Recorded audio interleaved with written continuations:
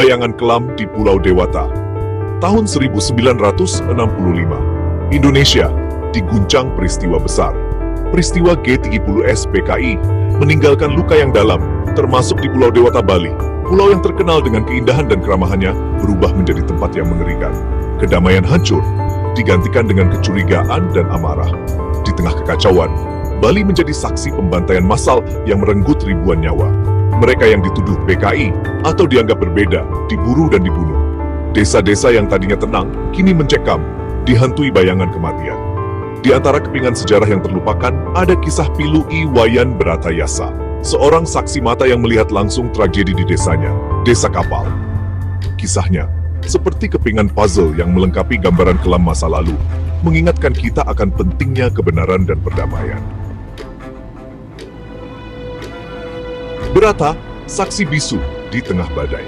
Iwayan Bratayasa masih kecil saat itu, tidak pernah menyangka akan melihat kengerian di masa kecilnya. Lahir dan besar di Desa Kapal, Bali, Berata hidup dalam lingkungan yang damai. Hari-harinya dipenuhi dengan bermain di sawah, belajar menari dan gamelan di pura, dan membantu orang tua. Kehidupan yang sederhana. Namun semuanya berubah drastis ketika peristiwa G30S PKI terjadi. Ketenangan Desa Kapal tiba-tiba hilang. Isu PKI yang tadinya hanya desas-desus, kini terdengar di mana-mana. Orang-orang mulai curiga dan takut. Berata kecil hanya bisa melihat dengan bingung dan takut perubahan besar yang terjadi di sekitarnya. Gejolak tanah kelahiran Kapal 1965. Kabar tentang PKI dan bahayanya menyebar dengan cepat.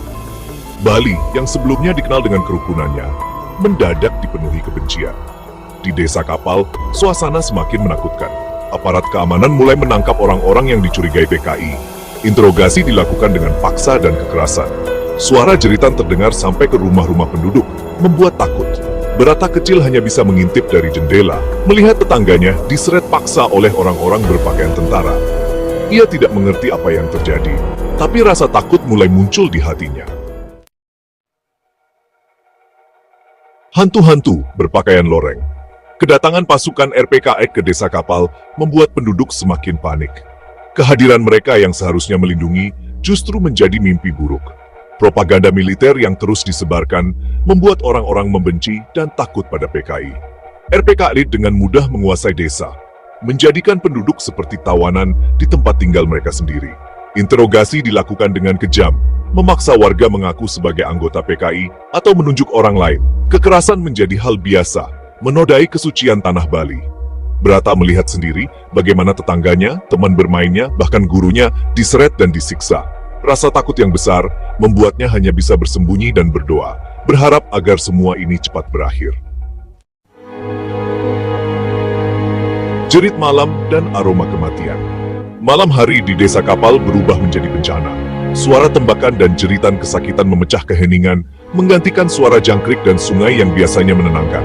Bau anyir darah manusia tercium di antara aroma dupa dan bunga Kamboja, menandai tragedi yang memilukan.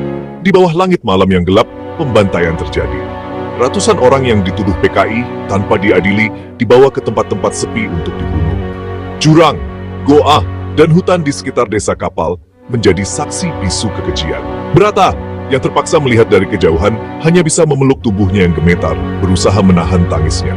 Matanya yang masih polos merekam setiap kejadian mengerikan, ingatan yang akan menghantuinya selamanya.